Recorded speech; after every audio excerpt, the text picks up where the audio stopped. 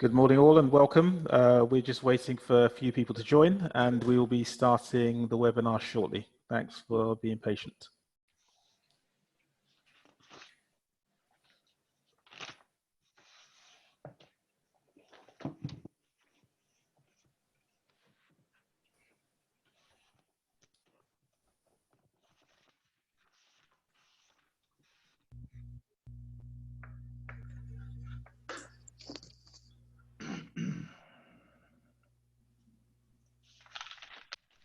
Once again, for those who are just joining, we're just waiting for some more people to join the webinar and we will be starting very, very shortly.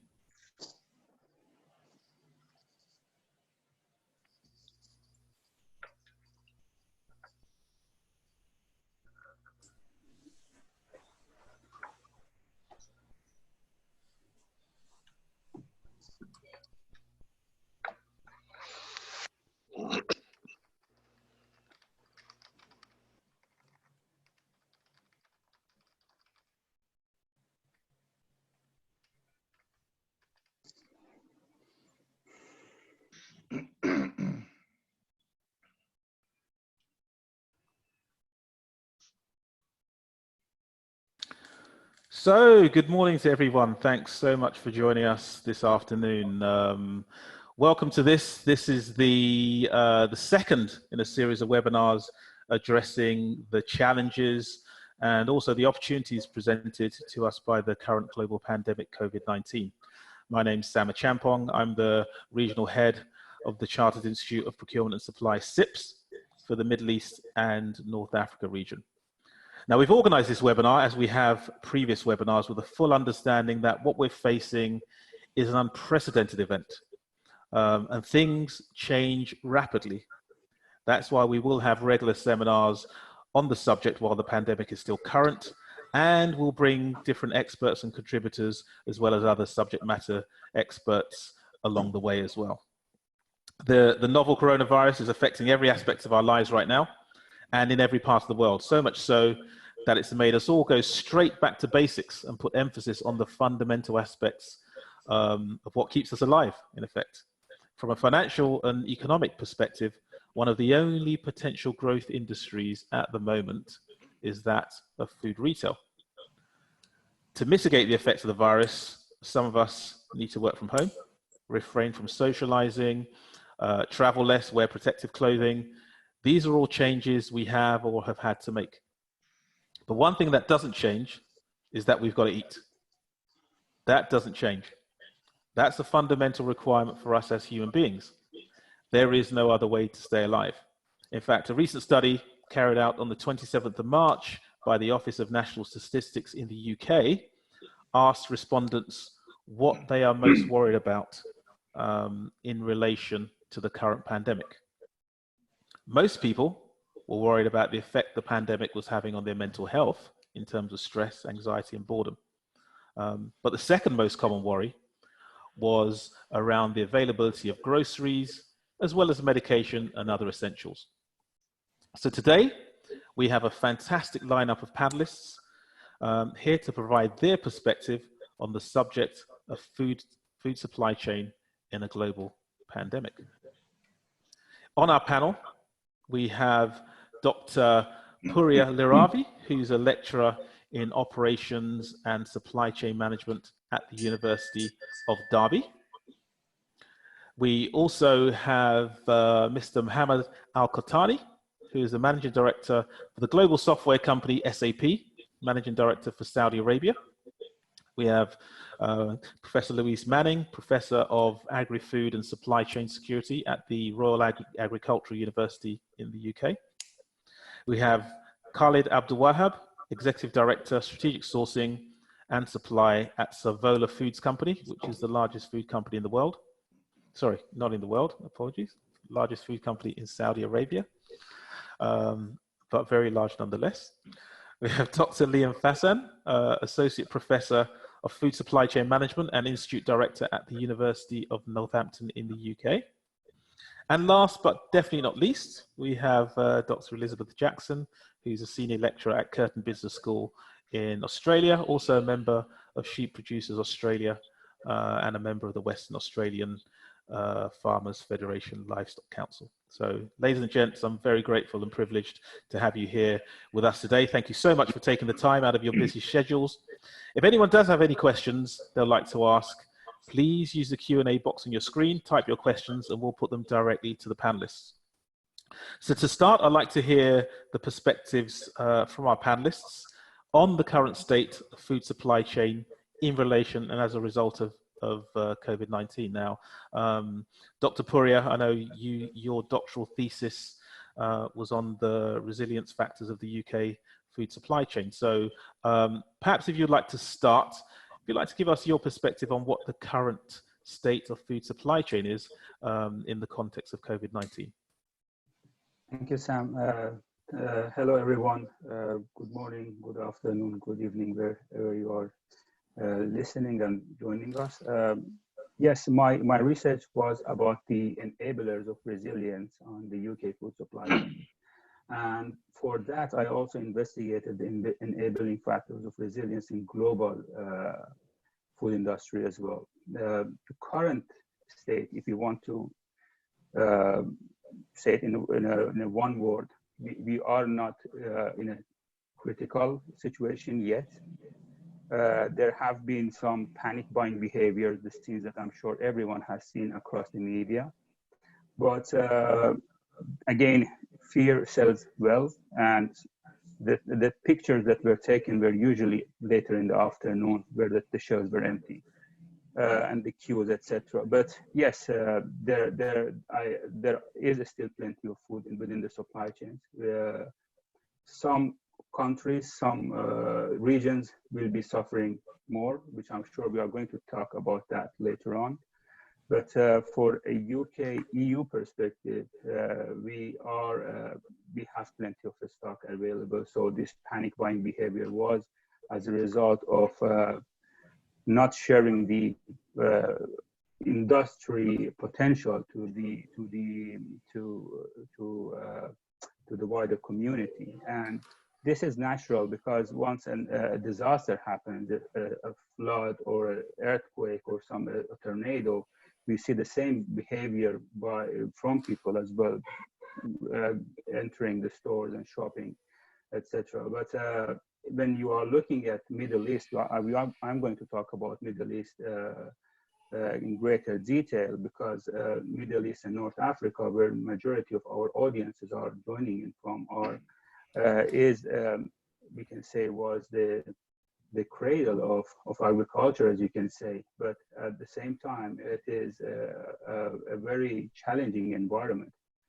We have oil-rich countries, which they have plenty of resources. At the same time, we have failed states, Libya, Syria, Yemen, who are struggling, and we are going to talk about that later on. But in one sense, I think we haven't reached the critical state yet, but there are going to be hard days coming up very soon. Fantastic, thanks for that, Dr. Puria. And if I can switch across to you, Mohammed, what's your take, and what are we hearing from Saudi Arabia and across the wider region?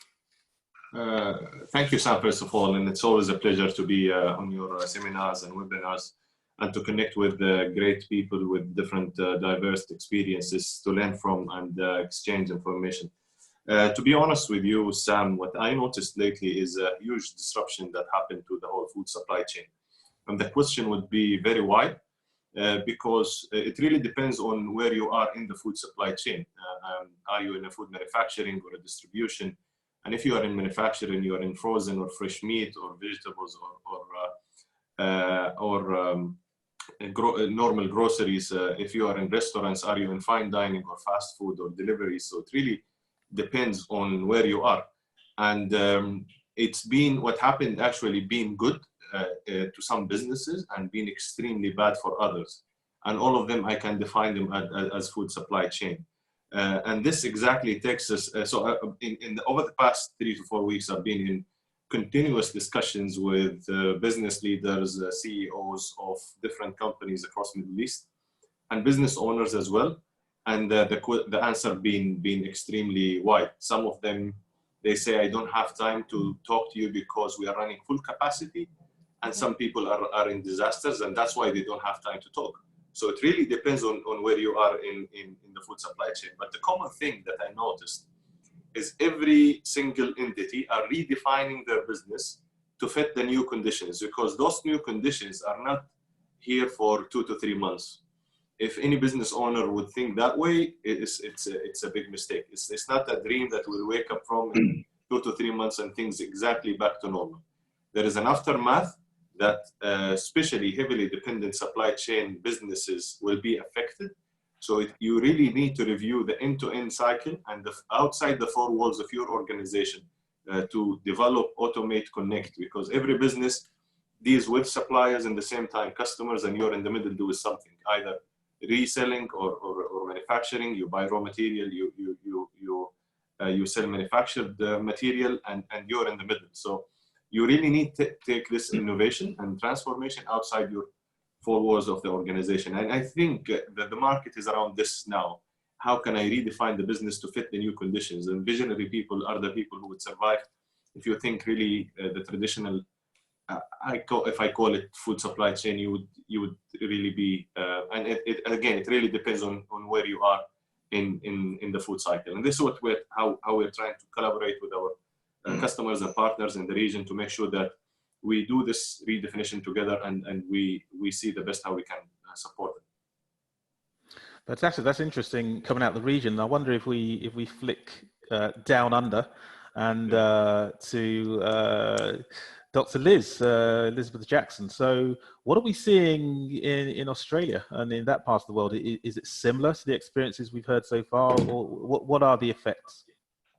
Yes, thank you very much indeed, Sam, and thank you to our two other panelists for making such a great introduction. I see that we've also got Brad Jones from Australia as well, so we've got a couple of us from this end of the globe, which is great to see. Australia has actually started off this period on a really bad foot, actually, because we've just come out of that horrible bushfire season and the drought season as well, that were really detrimental to our food production systems. But what's been, for me, has been very, very interesting is how remarkably well Australia, to be really fair, Australia has done remarkably well to continue the flow of food from the farm to the consumer. We are absolutely blessed in Australia in that we have a population of about 25 million people, but we produce enough food for about 75 million people. So fortunately, we're in a very, very good position. But what I've seen emerge that I've been particularly interested in is the reinterest I could say the reinterest in the impact of government on keeping food supply chains going. We have, for the last 15, 20 years, the agriculture sector has become more and more privatised. We are no longer relying on the government to produce food and to support supply chain frameworks, but the Australian government has come in very, very, very well to make sure that the food production systems and the food supply chain systems continue operation, which has been really, really, really good. The other observation that I've made, which I think is fantastic for the future of food supply chains in Australia, is the players in the food supply chain, their willingness to quickly adopt principles of digital agriculture to keep things going. So far, it's the adoption of digital agriculture practices and food supply chain practices has been, opt in if you wish, if you see it might make some, benefit for your business. But this has caused a knee-jerk reaction, a quick adoption, all the way through the supply chain. I can give you the example of even livestock trading. we can't send livestock to markets anymore. People can't attend livestock markets anymore. So we've been seeing online trading of livestock, which has been absolutely great from a product quality point of view, because those livestock they're not going an extra part. They're not traveling an extra part in the supply chain, which is fantastic for quality and costs as well.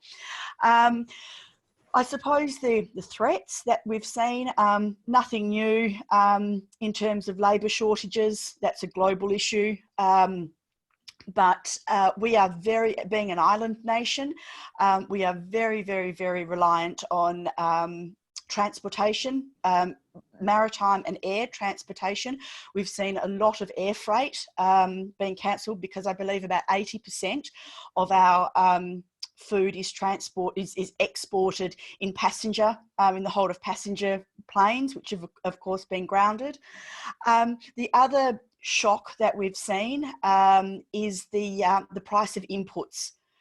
Most of our agricultural inputs and food supply chain inputs come from about 3 to 5 countries, China and the US being the biggest ones. And we've seen a real shock right through the supply chain, from production to processing to retailing, of the costs of inputs, which have been quite substantial.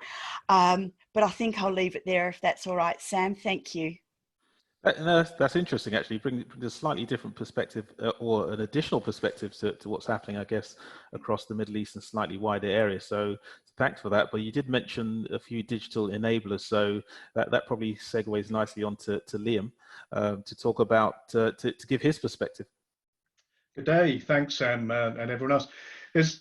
I suppose my perspective, there's a couple of things going on. There's a duality of connectivity and people issues. I won't dwell too much on the constructs of technology, but if we think about an average food supply chain in a global context, there's about 30 to 40 actors over about anywhere between 1,000 and 2,000 kilometers on average. And there's very little connectivity between those. And of all those actors, about 90% of them are an SME. And this is the problem that we're struggling with at the moment, in terms of policymakers being able to have that one view of global supply chains and how we react to these issues, which is causing, I'm going to steal this quote, I saw it this morning, I thought it was really relevant to this webinar. It's Maslow's hierarchy of needs is evidently driving consumers to be really concerned about where food is coming from. So forget about all the digital infrastructure, how quick we can move stuff across the world.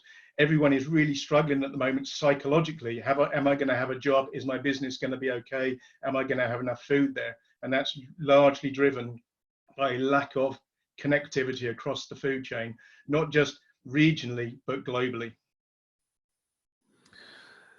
I mean, globally being connected, we are in a global village, and I like that quote you just mentioned. Funny enough, I actually read that last night in a different publication, but I can't steal that. I can't say that's my quote.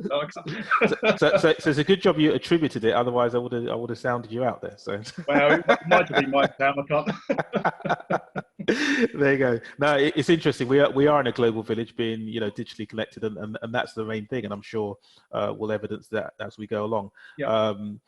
Professor Louise Manning, perhaps share some of your thoughts on the current situation as well. Good morning and good afternoon. My background and my work is around food security, and I think that this has been a real wake-up call on food security. In Europe, we've had austerity, which has led to fragmented delivery of food to people. And people's experience of how they engage with food, people on low incomes, people who can have profligate food purchase and food waste. There's a real difference in how communities in the UK and across Europe engage with food. I think what was shown immediately with coronavirus is if you could afford to go and panic buy, people went out and bought lots and lots of food. For people that live hand to mouth, that live on one pay packet or the money they earn per day, wherever they are in the world, we see a very different environment in which they're trying to access food. So I think this coronavirus incident has really highlighted how there is a different relationship with food across our communities, both in the UK and more widely. And for people that had assumed that they could always turn up, say in London or Manchester, and buy their food 24/7, it's almost a given they can buy what they want when they want. Many that were buying food in food service, to suddenly not have access to that food has been for some quite frightening. And they've had to look immediately for that food in retail. I don't think we realised how many people were accessing calories outside of the retail supply chain. And only by all of those opportunities to buy food disappearing overnight, which is what happened, do we then see people trying to access food from our traditional retailers. We have different kinds of supply chains. There's some supply chains where food service and retail is integrated within that supply chain. So if you take the poultry sector, for example, you could have one processing plant that is both supplying food service and food retail. So with some modification of specifications, you can potentially divert that product into alternative supply chains. If we look at dairy in the UK right now, we see very designated processors that were supplying retail or food service.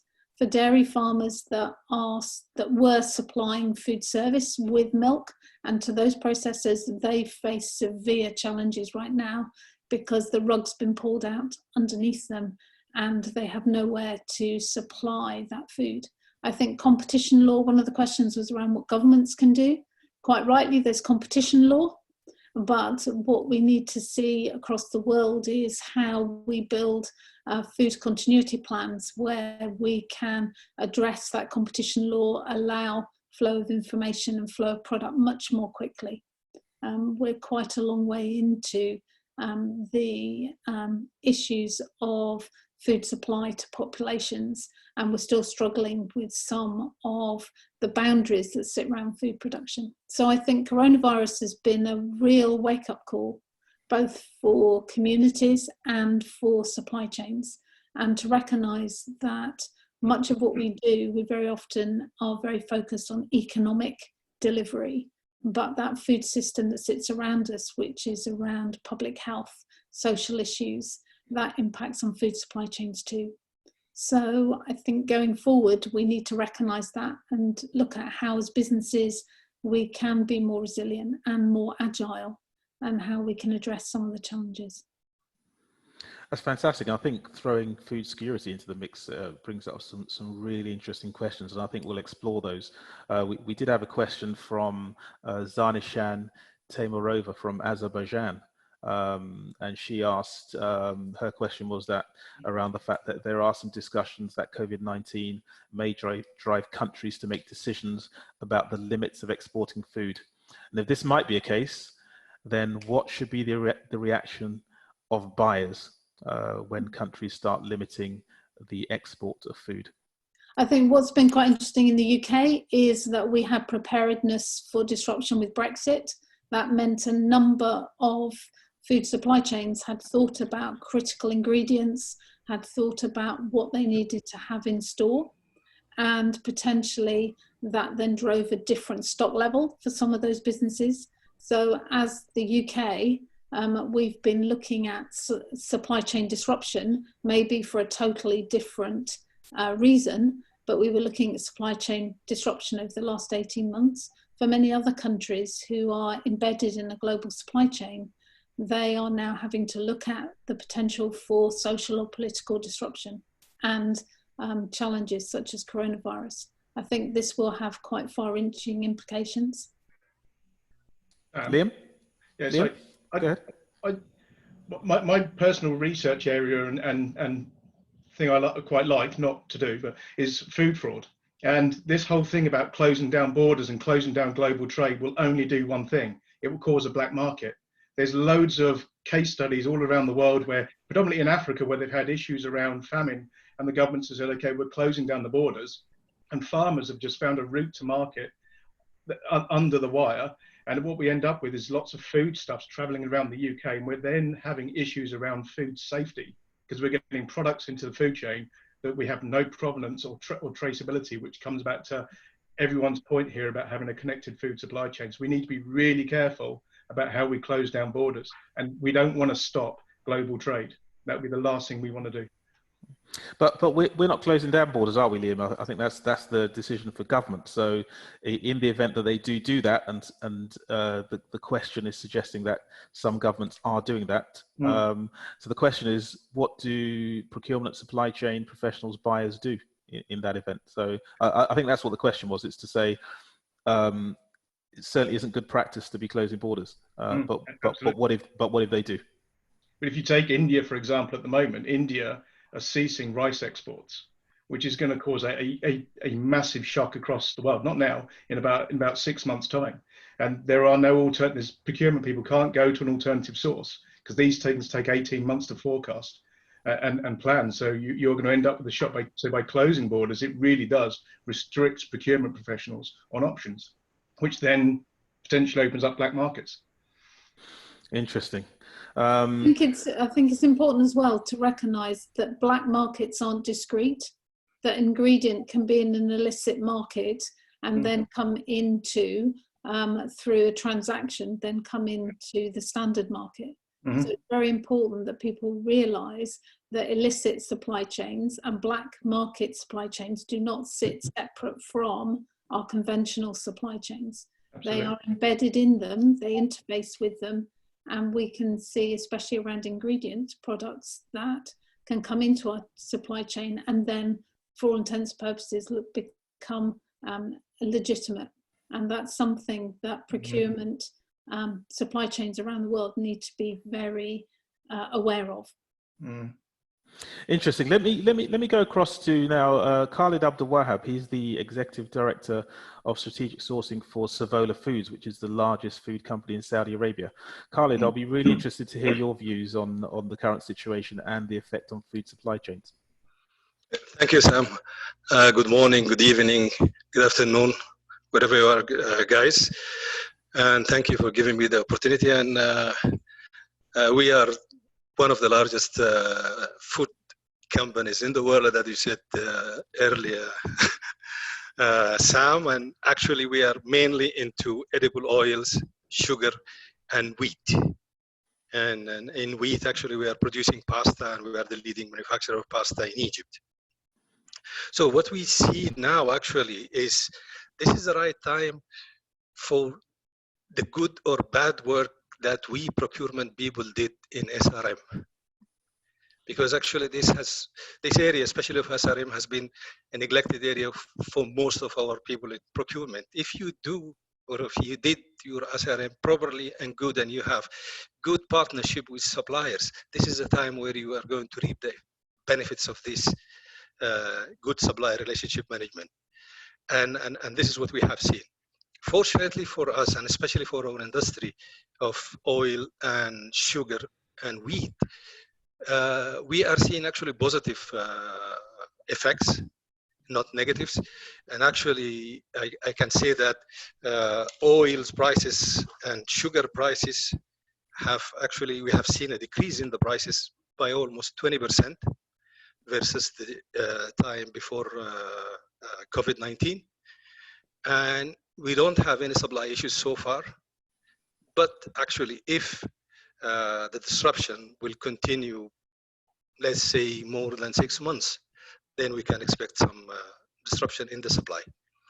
What we are facing today, the challenge is more into the logistics and the manpower, more than the supply of the material itself. Luckily, we are in Saudi Arabia. The government has taken very good steps, and the strategic stocks we have are so far very good and will cover us for the next 6 months. What I see personally, actually, usually in these times of calamities like COVID-19 or plagues or anything, usually there are 3 phases of supply. We start usually phase 1, we will call it the pantry stocking, or the disturbance area, where the people will start to stock, and that will be there will be some sort of panic, and people will start to stock, especially when it comes to food staples. And this usually will continue for a few weeks or a few months maximum. And then this will be followed by a flattening period, which is, we call it recovery, where the demand for food stocks will be back to almost normal. And then the last phase will be the normalization phase, or we can call it also the destocking stage, where the sales will almost stagnate or will go back to less than usual. I think today also I heard a very nice video from Milton Friedman, the Nobel laureate on economics, and he was saying actually what is true for individuals is exactly the opposite of what is true for everybody. In simple terms, what individual companies are doing at normal times will not affect the supply chain, because quantity will be variable and the prices will be almost fixed. But when all companies start to panic buying, then the equation will be reversed and the quantity will be fixed and the price will be variable. But fortunately enough, we have not seen this yet in our region. And I think we have enough supplies. And the most important thing I would say to our procurement guys, make sure that you are taking care of your suppliers when times are good, so that when times are bad, they can take care of you. And make sure that you have alternatives. You do your risk management and you do your contingency plans. And even so, when borders are closed, you have your secondary supply routes. This is what I can say at this point of time, Sam. I think that's a very good point, especially around, first of all, supply relationship management. Yes, look after your suppliers, and hopefully you have been doing for the last 18 years in anticipation for this event. So you're absolutely right there. One thing I would say is, what's the, you mentioned about the period in which you will go back to normal in terms of replenished stock levels. What kind of time scale are you thinking about for that example you gave? I think in most of the Middle East countries, we will be safe if this continues for no more than, let's say, 4 to 6 months. Because I think most of the Middle East countries have strategic storage from, let us say, stable foods for around that period. Okay. No, very interesting there. I think that's great, panelists, and I know there are going to be some questions from our panelists as well, so I'm going to come to everyone. We do have delegates here all the way from Australia, all the way to Nairobi, so a real mixed bag in terms of the people who are attending this session, and I am going to go to some questions and mix them up a little bit. There was a question earlier from Evanson Najomo from Kenya, who asked a question. Now I know Liam was going to attempt to answer that question from Evanson. Did you have that question, Liam? I can't see, it's popped off the screen. Sorry. Okay, it has got off the screen. Okay, so we'll come back to that a bit later. Dr. Puria, you had a question a second ago. Yeah, I mean, following what Khalid was saying, SRM is really important, and taking care of suppliers. So we know that, I mean, when we are teaching supply chain management, we talk about supply chain flows, information flows, material flows. But one of the important things which is usually neglected is the money flow, the money that is flowing between supply chain actors. And usually the suppliers, as Liam said earlier on, these farmers, these producers are SMEs, and they need the money fast. So if there is a disruption in the money, then the period that Khalid explained is going to be longer. So then they won't be able to pay their bills. They need to dump their production, they will run out of business very soon. That is going to have an impact. I mean, we saw that in 2008 when the global recession was hit. Most companies, they did struggle. Their suppliers did struggle as well. It took them longer time to bounce back and be able to, I mean, reach that area of normality that Khalid explained earlier on. But I mean, I can say we are lucky a little bit this time because oil prices are down at this time. In 2008, the global recession coincided with high price of oil, which made transportation extremely expensive and moving goods and material flow from one point A to point B. But this time around, oil prices are down, so we can lower, and I think we can see once things get normal and we can move the products faster, it can boost the recuperation time and reduce this, and we can return to a normal. But again, normal is something which is debatable. Are we going to return before COVID-19, or are we going to return to a new normal? Which this is going to have an impact in our supply chains and the way that we are going to work and function in future. Fantastic. Thanks, Dr. Puria. We have another question from the audience, and what it's saying, what's the just-in-time impact on food supply chains, and how about countries like the UAE, for example, who mainly import? Liam, I think you volunteered to address that question. Yeah, that was the one I just forgotten. Apologies for that, Evan. There's been lots of talk about panic buying in the food system, and lots of people saying there's lots of food in the system. I think the beauty of the just-in-time process has enabled lots of food flows around the world and procurement operations to be able to manage inventory in a way that enables lots of good food to good people at a good cost. Currently, so you've got the capacity going through the system. The challenge we have at the moment with the just-in-time system is it's not designed to deal with supply chain shocks or black swan events, as people keep overly talking about. It's not supposed to be able to manage it effectively. So when you have a shock such as this, just-in-time systems just fall apart. I'm not suggesting we don't need to use them. It's just we need to be cognizant that when we talk about this new world, when we come out of this, we don't just throw the just-in-time system away, because if we do, it's going to increase food costs in the procurement system for us all. Excellent. Does anyone else want to shed any more lights on what they think about the just-in-time system? Are we going to rip that up? It's been going for decades. Actually, Sam, if I may add, I don't think it's a time for just-in-time, because it's a time of stocking. If you remember when I talk about 3 phases, we are in phase 1, which is stocking phase, because this is the time where you have the panic buying from the customers, and you need to keep the shelves supplied with products.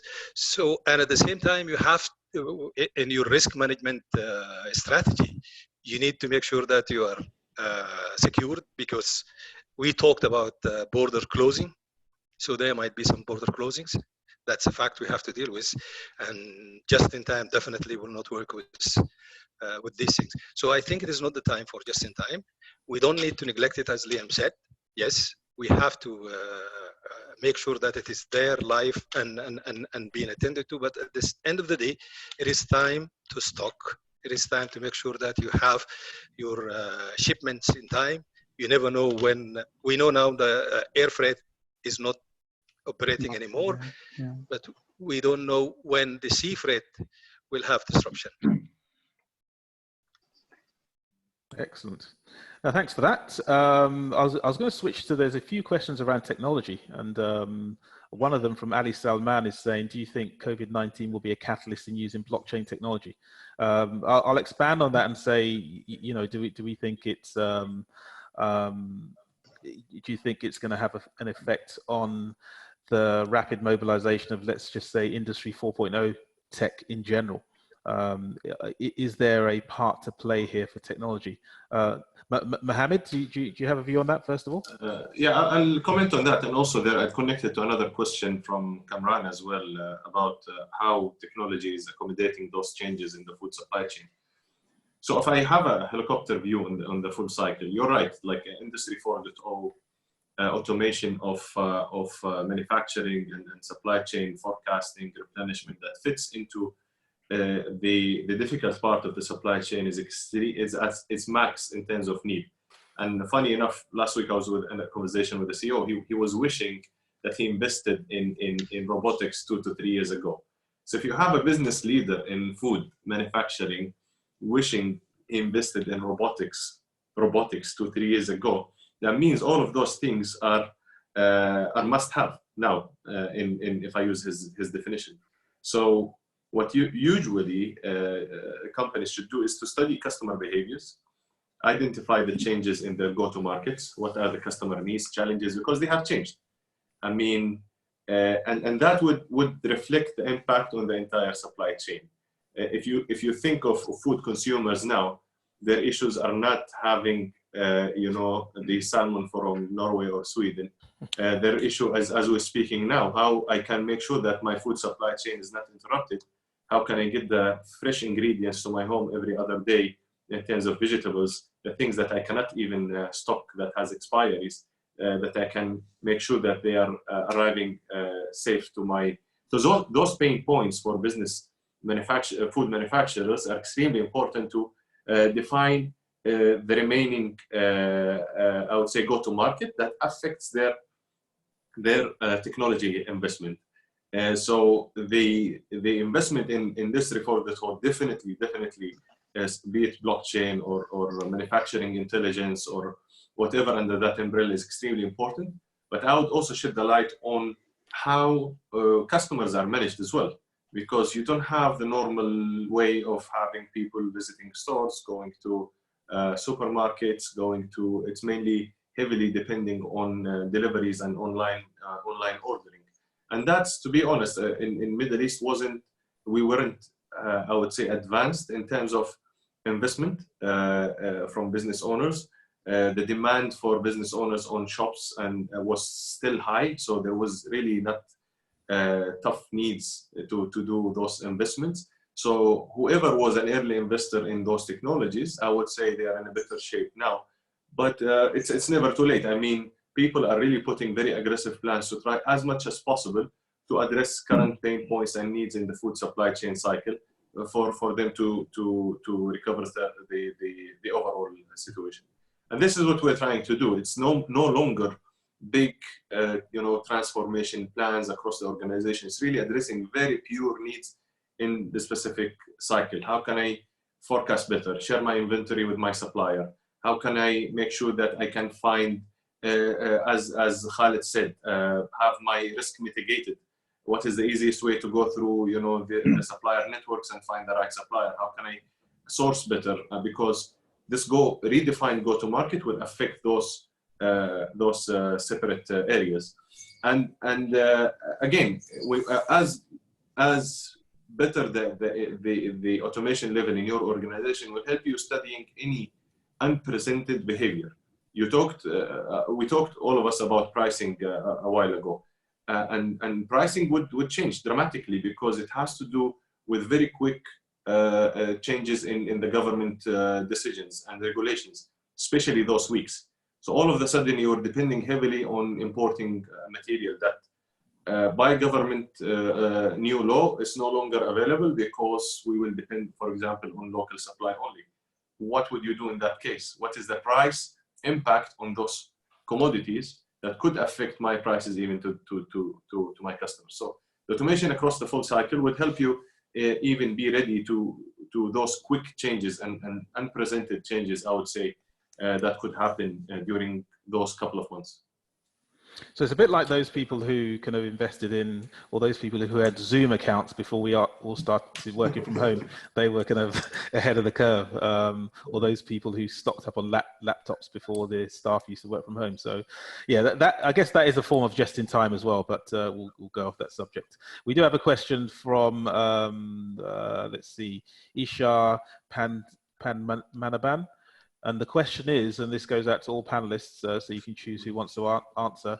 With the logistics disruptions and lockdowns across the globe, how about the perishable foods, fruit and vegetables? Anyone want to pick that up? Yeah, I'm happy. Thanks, Louise.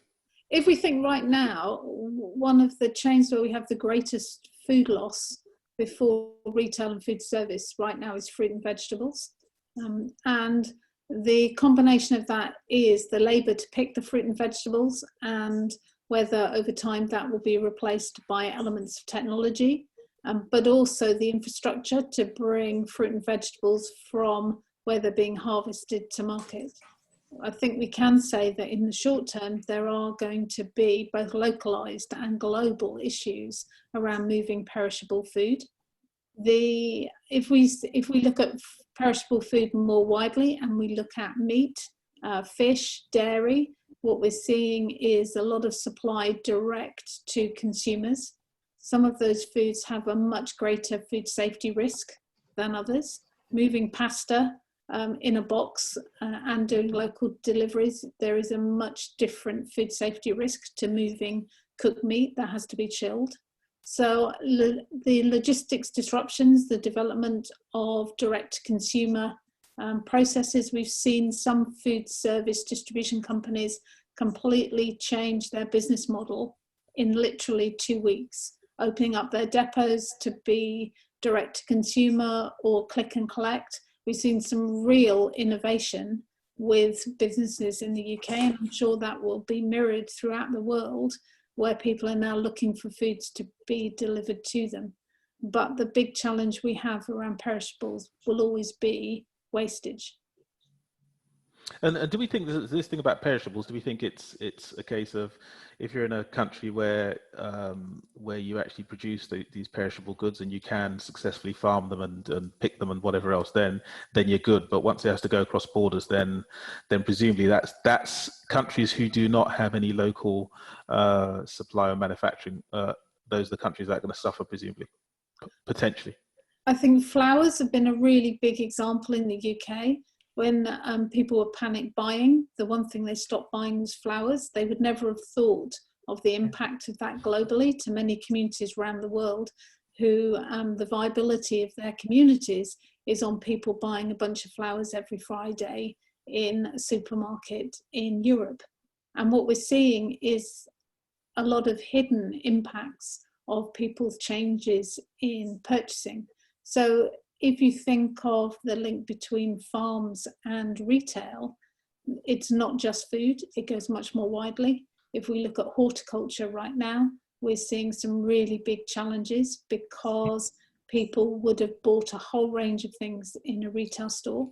As we see the number of stock keeping units reduce in retailers so they can put the key products on the shelves, that's going to have impacts on those farmers that potentially were doing niche products before, which in the rationalisation have now disappeared from the shelves, and they're having to sell those at a commodity price. So we're seeing a number of disruptions in the supply chain, and they're very often specific to one particular supply chain, but that's probably mirrored throughout the world. And what we'll also potentially see is, as products are held at borders and potentially are then rejected in terms of quality for coming into Europe, we'll potentially see those dumped in other parts of the world. And I think countries around the world should be aware of that as a potential issue. And Liz, around, I was just going to jump in, and I'll come to you, Puri. I was just going to jump to Liz because I think you mentioned earlier that in Australia there's an element of self-sufficiency. So how relevant is this question to Australia? I think it's extremely relevant, because one of the wonderful things that we've seen in Australia come out of this incident is food production primary producer groups putting an enormous emphasis on supporting and helping each other to ensure that people are able to keep working during this pandemic. So not only ensure that the food continues to be produced, but there are the people there to actually keep working, and providing support, providing information, providing all sorts of equipment and facilities to keep the abattoirs open, to keep people who are in the regions continuing to work on farm, and to keep them protected. So the food continues to be produced. Similarly, with our transportation links, I happen to live in the most isolated capital city in the world, where our borders have been shut, essentially to everybody except people who are carrying food. Like I said in my little introductory speech, our government has been very, very, very wise in ensuring that our primary production system and our food supply chain keeps functioning as a priority, and also taking care of the people who are actually making this happen. That's very interesting. Puri, you were going to jump in on that. Was that related to the island of Australia or generally? It's generally, actually. I mean, when you look at our countries, I'm talking about Middle East and North Africa now, and not many years ago, say like 50, 60 years ago, our diet were different. I mean, it goes back to Louise's point. So the way we sourced our food were different. Now, with all this development, packaging, shipping, just in time, we have lost that skill. So I think we have to look back how we were sourcing our food, what are our cultural and historical ways of providing food, etc. So I'm Iranian originally, for those who don't know it. So in Iran, there is a food when we look at it, we didn't like it, but it's a sheep, and then the wastage of sheep, the head and the legs, etc. They make a stew out of it, which is quite delicious, but it doesn't look good. But now the new generation, they go and they like pizza and sandwiches and burgers, etc. So that didn't go to wastage. So we tend to use all elements of that we had, and this way of new style of living has made us to be more vulnerable to these global changes. So that's another point that I wanted to add. Excellent. Liam, you wanted to jump in? You had your hand raised? Yeah, just very quickly, I want to pick up, there's been a lot of really good questions about other industries, not just food, being affected by this. I just want to pick up on the aviation sector. 95% of the current aviation network is ground to a halt. And I remember when I had a proper job, I once set up an asparagus supply chain that moved asparagus from China to Marks and Spencer stores in the UK, from cutting to packing in 24 hours. This has now ceased, which has a reverse impact, a reverse bullwhip impact post-COVID-19 that we all, as supply chain experts, need to understand.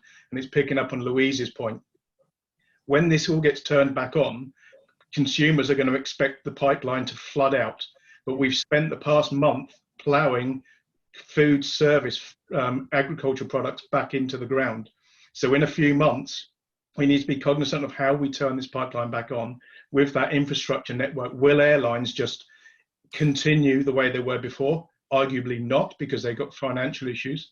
And will we actually have the product in that supply chain to be able to turn the pipeline back on?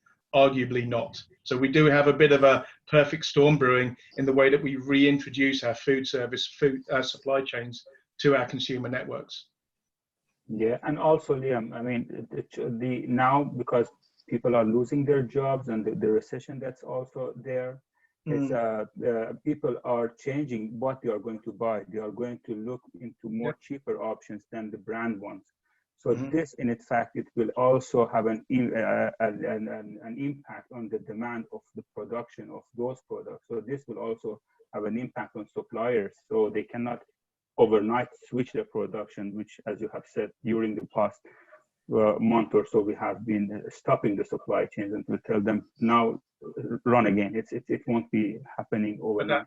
But that's a good thing. I once famously said at the board meeting when I was in retail, why do we need 140 different types of chicken fillet? And I'll just leave that there. We don't. It's one of those things that I'm sure will be revisited in due course, shortly before or after this crisis. But Cameron Butt had a question. I don't know if you're there, Cameron, and whether you're able to unmute yourself. But his question was around: is there any possibility to create a collaborative supply chain platform during this global pandemic for buyers and sellers to divert excess food produced in some countries, such as Australia, to the countries with shortages of food expected in a few months' time? Anyone want to take that? Yes. Yeah, go for it. I'm actually putting together a research bid with the UK government to do that. Contact me afterwards. There's a bit of stuff.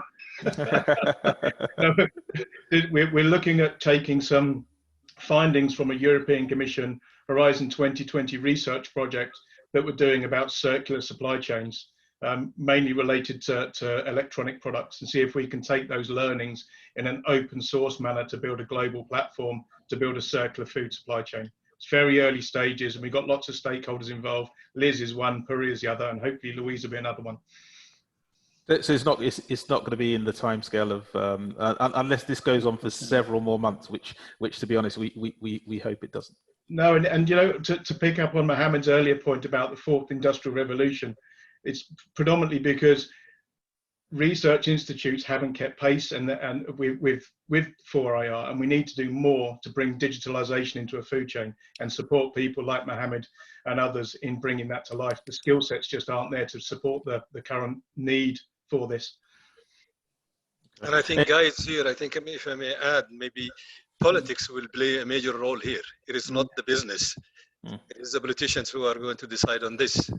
Yeah. I think you're actually right. We're talking about borders. We're talking about sovereign governments who will have a larger input than conglomerates, I'd imagine. Got a question from Italy, Giovanni Valentini, and his statement was that in the last 5 years we've been experiencing a growing demand for finished products with specific characteristics such as natural additives instead of synthetic, meat processed in a humane way, etc. And other trends such as clean label, low sugar, low salt, and packaging that's plastic free. Do you think that after this pandemic, we will revert to less ethical or sustainable practices, which are more price driven? Do you think the market demand will head that way? Anyone? I'm happy to say something. So in January, I stood up at a conference talking about removing packaging from food and talked about norovirus. It wasn't coronavirus, it was norovirus, the winter vomiting bug, and the potential risk associated with removing packaging from food. Little did I know, just a few weeks later, we'd then be talking about a totally different virus. I think we will reflect on our food supply chains, and we will also reflect on the real food poverty that we're seeing currently in the UK. I think we have to address a whole range of issues, and some of those issues are only of interest to a very small number of people in the population. So in terms of marketing channels and procurement that sits around them, I think there'll be greater differentiation. And to go back to Liam's point, greater differentiation creates a greater opportunity for food fraud. The more we claim things about certain products, the more likely it is that an actor can make money from substituting with something else and claiming it has those extrinsic characteristics. So I think the trends will continue when we get back to whatever the new normal will be. But I think we will also have some sobering reflections on food security more widely. Hopefully we won't go back. If I may add to this as well, dark ages. Go for it, Mohammed. Sam, I just want to add something. I think the pandemic was a wake-up call for all of us. I mean, we've been focusing our discussion on businesses and how are we reacting, but most of those changes are for short term. But if you think about the new normal, or like I call it aftermath, it would be mainly a huge wake-up call that was for everyone on what are we doing to the environment in general, and the definition of healthy food, and the definition of how we were living versus during the pandemic, and how we could survive with and the focus went to healthy, seeing the animals around the cities, having more birds because of the less pollution in general. So I think it's not only we will continue, but I think people will be focusing on this a lot. And even if I shed light also on technology part, 3D printing, for example, would be one of the key areas that also be hand in hand with how we are doing packaging and food 3D printing as well. So things, or I would say pillars, will be merged and at the same time strengthened with the experience that we had as consumers, not as business owners. And that's what we will reshape how we look at packaging and so on. So strengthen more than continuing, I would say. I agree with Mohammed as well, but I think, I mean, 3D printing, etc., are really resource-intensive technologies, which are not affordable for many countries or SMEs that are working in our food supply chain. I think we need to look back and go and revert back to basics, maybe, because one of the criteria that we are explaining of a country being developed is packaging, the level of packaging that they have. Maybe going and distribution of bulk. So you are seeing that in Europe, or Lidl, the likes of Lidl and Aldi, the low price retailers, they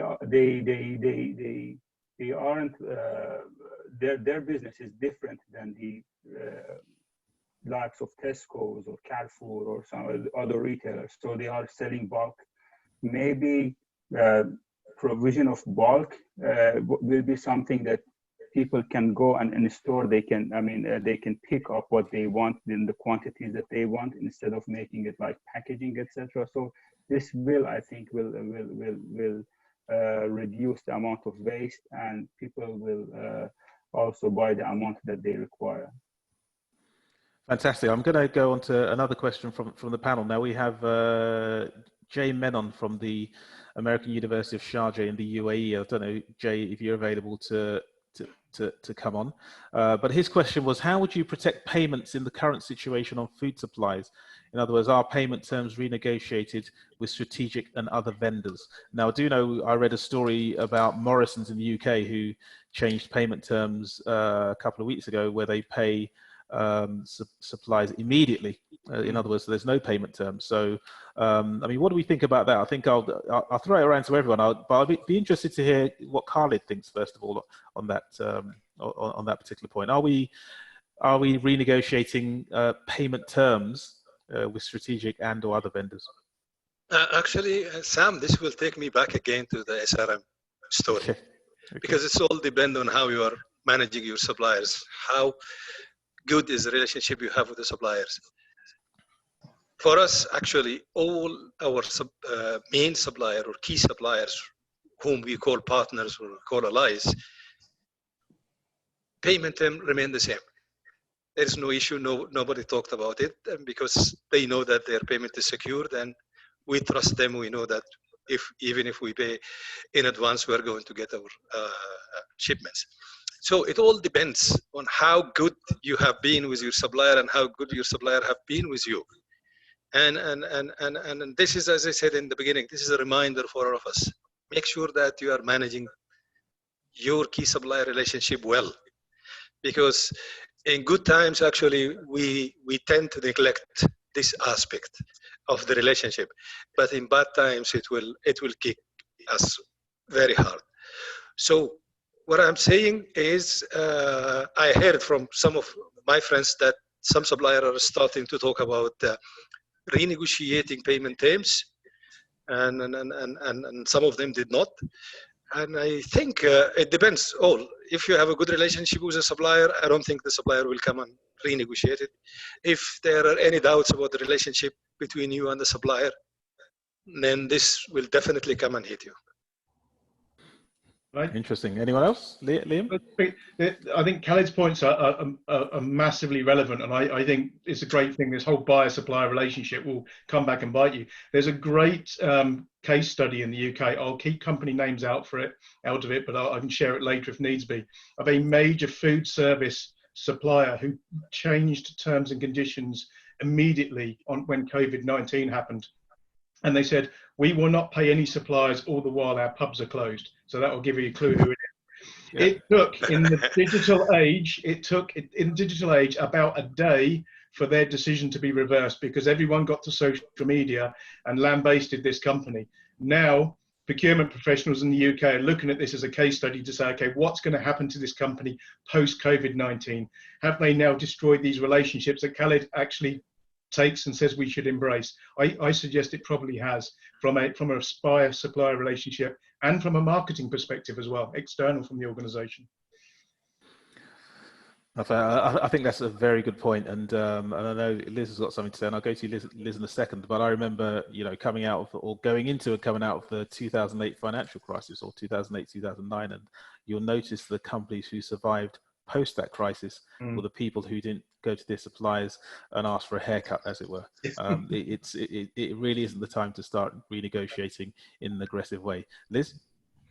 I was just, with your permission, Sam, I'd just like to take up a point that has been reiterated time and time again this afternoon, this morning, this evening, about exactly what was just said about taking note of what is happening in the times.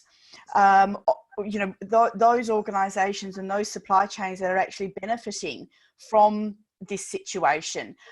It's very, very, very easy, and I know this is happening in Australia, in, for example, the livestock sector, where people who work in the livestock sector are so busy just trying to fill orders, trying to keep their supply chains going, trying to continue good relationships with their customers. They don't want to be bothered with reflecting, with thinking how did we get here and how are we surviving. And I think this is something that your organisation could actually do and be a facilitator, to help these organisations that are currently working overtime and being so feverish in their operations to keep things going, when all this is finished, to collectively come together to say, right, what just happened? What did we do right? What did we do wrong?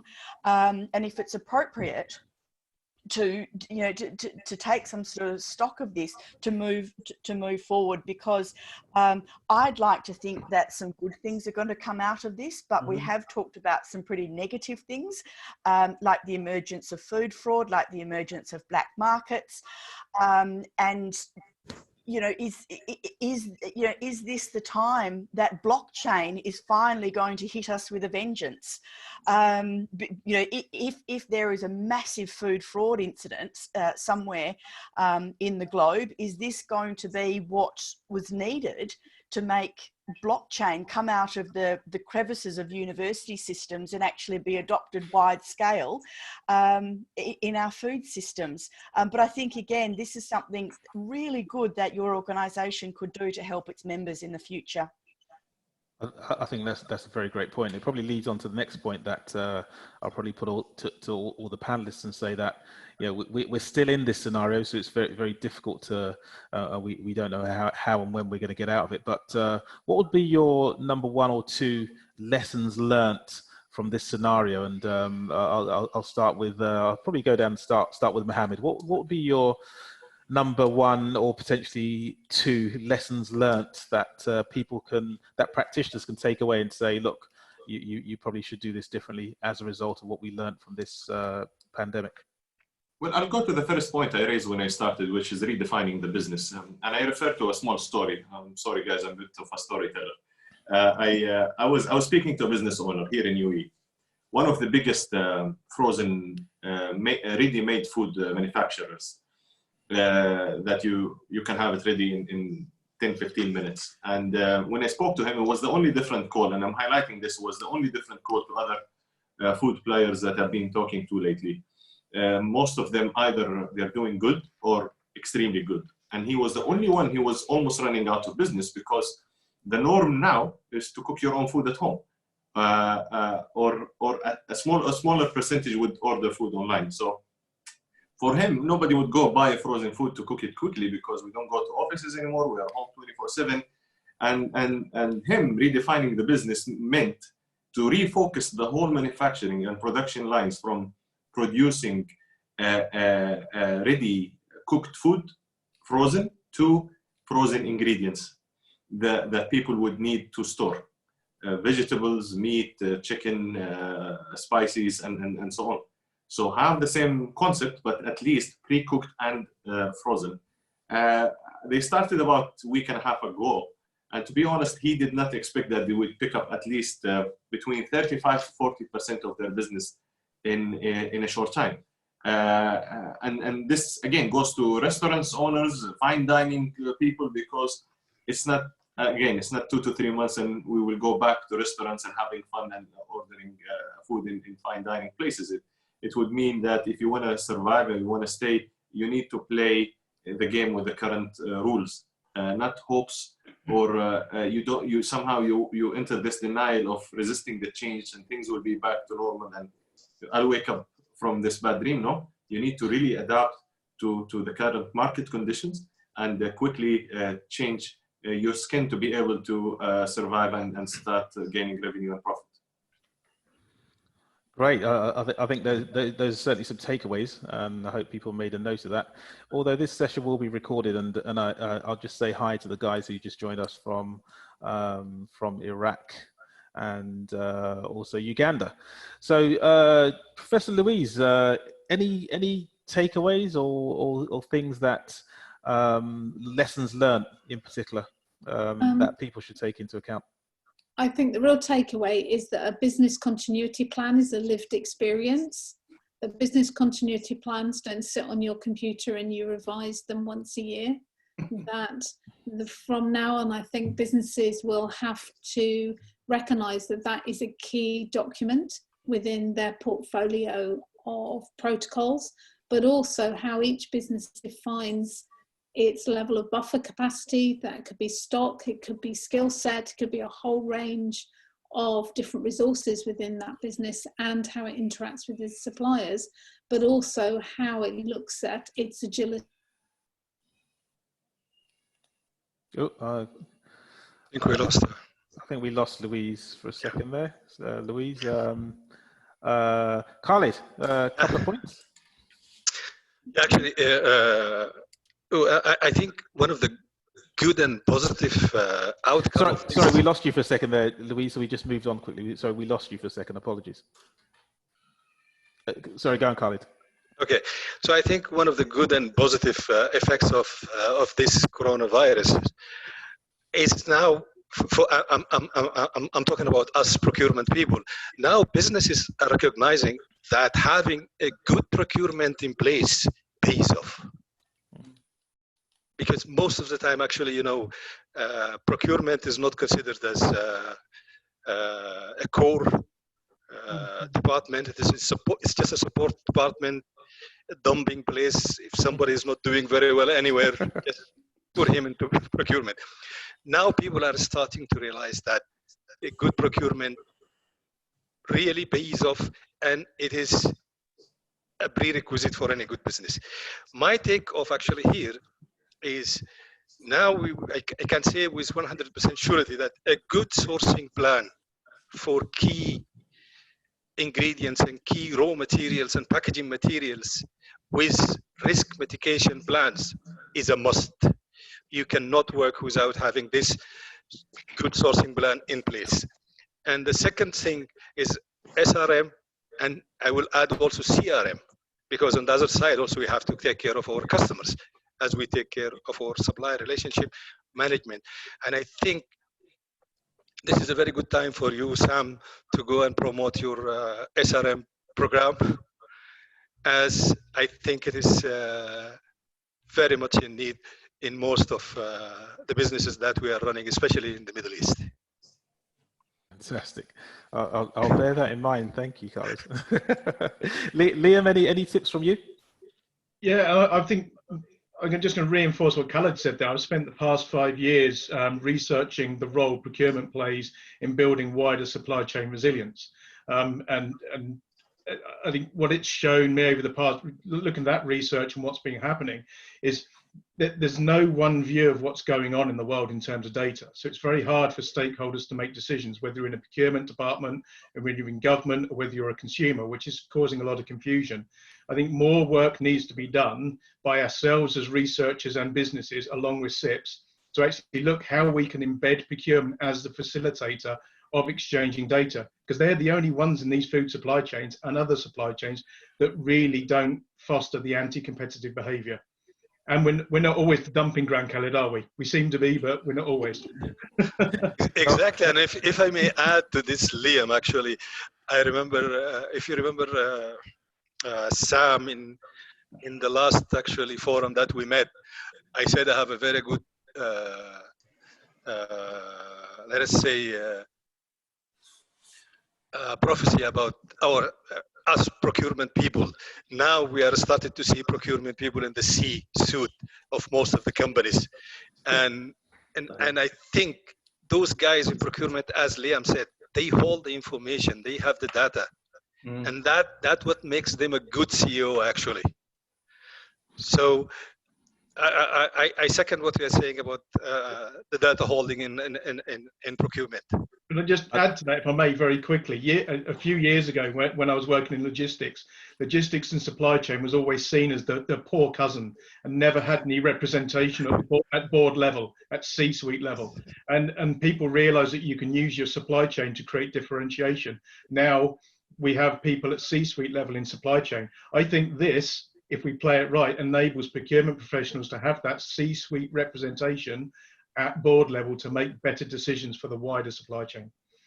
Exactly. The aspiration for the chief supply chain officer to be a prominent person in organizations that we've spoken about for a while. Great prophecy, by the way, Khaled. I'll put you up there with Bill Gates in terms of predicting this. Puria, your view on any takeaways for practitioners? Yeah, well, I'm going to quote Carly Clarkson, what doesn't kill you makes you stronger. So it's if we survive and we don't, I mean, if we don't die by Corona, it's going to make us really stronger. And we at CIPS professional we have professional programs who we teach best practices to candidates. We do have at our University of Derby Center of Excellence. I think this is a good opportunity for organizations to invest on their human resources. We have mentioned a couple of points. I mean, CRM, SRM, and the importance of technology. But I think this is a good time that companies, organizations can acquire can provide training to their staff. They can recruit or headhunt capable people who can boost their organizations. They can which they can implement change effectively and immediately. These are the things that I think this is an opportunity for businesses. So yeah, this is I mean, we know that technologies they are reliable, and they are as long as reliable that we have enough people who can work with them. So providing training, this and enabling staff is something that I would recommend organizations to do. I think that's great, and I recall on the previous webinar when people were talking about best practice, and the question came around how we revise best practice, and to a certain extent, I was saying that for organizations who currently follow best practice, actually there's very little tweaking you need to do. Because, you know, single sourcing was never a recommended item. Supplier relationship management was always a recommended item, and those sorts of things would have stood you in good stead. to survive well up to now in the pandemic. I'll go on to Liz. Any points? Yeah, what I really like this point that's been raised about the importance of data and how the importance of data is emerging in this situation. I also very much agree with the point that Puria made about the recruitment of people who are trained and have specialize in data analytics and can really make the best out of the data for understanding the situation, the situation that we're in and in the future. I think I'm in a pretty difficult position. I'm one of the last people to answer this question. So many insightful comments have already been made, but I've been pleasantly surprised about how adaptable we are. So many supply chain people talk about how siloed we are in our thinking, how lacking in agility we are. But it seems that when we have to step up to the plate, we really do, and we do change and we do adapt and we do change our practices very quickly to make the best of a bad situation, which is I think is wonderful and a real credit to the industry in which we all work. I think for me, one of the things that I've been worried about, and sorry to repeat myself, but is the problem of complacency by organisations and supply chains that are doing very well at the moment, and not having the time or the inclination to reflect on what is going on and how can things be done better in the future. That's great, Liz, and thanks for rounding that up. I think it is all about how people can do things better in the future. We all learn as we go along. I'm cognizant of time, so I'm going to throw another generalized question to the panel, and this comes from Timothy Essuman. And Timothy is asking quite a hard-hitting question, and what he's saying is, what will be the worst case scenario for the global supply chain? Who wants to take that one? I can start it. I mean, go for it, Puria. What will be the worst case scenario? Well, the worst case scenario, I think the one of the distinctions that the human race has with other animals on this planet is our skills and adaptability. That's why we don't see dinosaurs anymore, and I think we shouldn't be panicking of the worst case scenario. There will be food. We won't be having the food. I mean, the way we were living will be different. We won't be having that all these 100 type of chicken fillet that Liam mentioned. So we might have limited version. But yes, there are going to be some places are going to be hit hard, unfortunately. Poorer countries, and we need to make sure that we support each other.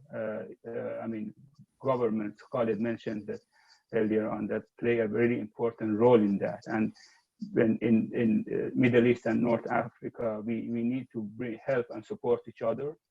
We have affluent countries who can support and give a helping hand to other countries in need, and we need to help each other.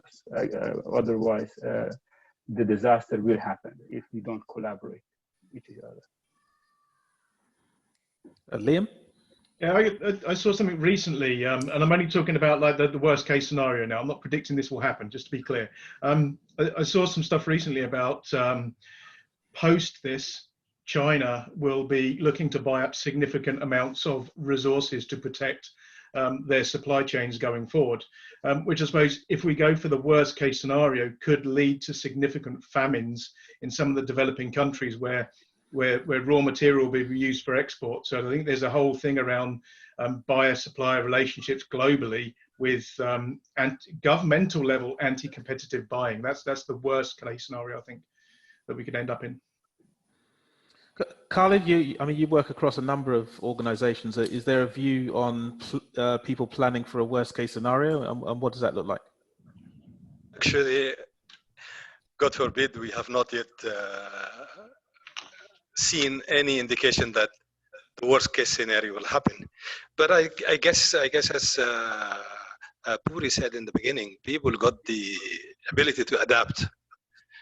I think currently we have an abundance of food everywhere, and I don't think, and I say this with some doubts, but I don't think there will be shortage of food to the extent that people will die from lacking of food. So let's hope for the best, guys. Mohammed, what are CEOs saying? To be honest, as Khalid said, so we won't reach to that level with all of the advancement in different connectivity that we have and the technology. I don't think we are in a position where everything is manual and you search for things manually. I mean, in today's world, pain points or I would say the measures of pain points are different than before. So I hope and I don't think we would reach to that level. We will have some impact, slowness. We will take, it's like you're playing a boxing game. You will survive. You will win at the end, but with some lesson learned punches here and there that we will take in our supply chain cycle. However, we try to mitigate it and learn from it as well. Great, thanks for that. We've got a question from Leonard Torsu in Saudi Arabia. How, if at all, do we combat price hikes during the pandemic season?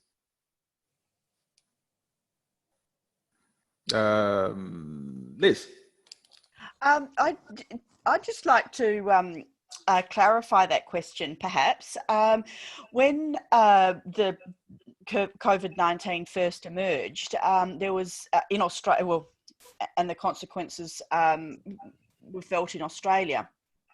In the farming sector, there was our farmers took a really big hit because of what we thought were price hikes in input costs, so fertilizer and chemicals. Upon closer inspection of that situation, it wasn't actually opportunistic behaviour of suppliers by any stretch of the imagination. It was a combination of the fact that those products are actually imported into Australia, but also the Australian dollar dropped to its lowest level in generations. So I think we've got to be very careful about, when we say what price hikes are, whether they are opportunistic or whether they occur simply because of macro environmental conditions. So and it was very easy at the time for farmers to write them off as price hikes and, isn't our life terrible because of these price hikes? And it wasn't. It wasn't the manufacturers of these products. It was a combination of macroeconomic factors that occurred, that was the outcome of this. So just to clarify that question. It's interesting. We've had several references to economics in this session. I think we've quoted Keats and a couple of Keynes and a couple of other people as well. So economics is prevalent here. Khalid? If I may add just to what Liz said, which is 100% I agree with. The most important thing is whenever you receive a message from a supplier asking for an increased prices, we need to look at the message, and then we need to look whether it is opportunistic, as she said, or it's just a macroeconomic levels. So once we are sure what is the source of these increases, we go back and we talk to the supplier. And one additional thing I may add here, it all depends on how dependent you are on that supplier. If you have alternatives, there will always be a way out. Incidentally, actually yesterday I received a note from a supplier in Egypt asking to increase the prices of cathodes by 25%. That is the only supplier who asked for this. I have 4 other suppliers. So it is very important that, as I said in the a little while ago, a good sourcing strategy will help you all the way. So in your good sourcing strategy, you should always have alternatives. And if you have alternatives and you see that the supplier is increasing his prices as he sees it as an opportunity, then you go and you talk with him. And if he did not accept to reduce his prices, just go to your alternative supplier. I think that's, again, going back to SRM and best practice. Again. That's exactly what you need to do. And I think I have to say we've had a fantastic array of questions, which we couldn't possibly answer them all, but we certainly will endeavour to answer them outside of this session. We're running out of time, so I guess it just leaves with me to thank the panelists very, very much for their expert views. Fantastic contribution from across the globe in their various fields. To all the people who attended from across the world, thanks for your questions and thanks for your participation. We have recorded this session and we'll make it available to all of you as well. This has been a fantastic discussion on a point that's pivotal to a global pandemic. It's something that's affecting the entire world. So you know, it changes the paradigm of all manner of thinking as far as procurement and supply chain. So the points made have been extremely valuable, and I'm just extremely indebted to the panelists for taking up their time to be with me. So thank you all very much. Thank you for those who have attended, and we do hope to see you again at our next webinar. Thank you so much. Thank you. Thank you, Sam. Thank you, everybody. Thank you. Bye. Keep safe. Bye.